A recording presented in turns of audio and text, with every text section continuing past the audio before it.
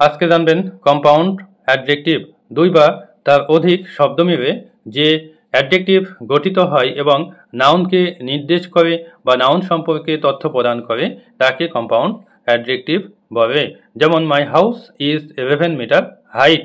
তো দেখেন এখানে 11 হচ্ছে একটি ওয়ার্ড এবং মিটার হচ্ছে আরেকটি ওয়ার্ড। এই দুটি ওয়ার্ড মিলে কম্পাউন্ড অ্যাডজেক্টিভ গঠিত হয়েছে এবং নাউন হাইটকে নির্দেশ করেছে বা হাইট সম্পর্কে তথ্য প্রদান করেছে। অনুরূপভাবে I have a 5 years old child. তো দেখেন এখানে চাইল্ড হচ্ছে নাউন এবং এই নাউনকে 5 ইয়ার্স ওল্ড নির্দেশ করেছে এবং এখানে দেখেন 5 হচ্ছে একটা ওয়ার্ড, ইয়ার্স হচ্ছে একটি ওয়ার্ড এবং ওল্ড হচ্ছে আরেকটি ওয়ার্ড, অর্থাৎ তিনটি ওয়ার্ড মিলে কম্পাউন্ড অ্যাডজেক্টিভ গঠিত হয়েছে এবং নাউন চাইল্ডকে নির্দেশ করেছে বা চাইল্ড সম্পর্কে তথ্য প্রদান করেছে। এই জন্যই 5 ইয়ার্স ওল্ড হচ্ছে কম্পাউন্ড অ্যাডজেক্টিভ। Thank you.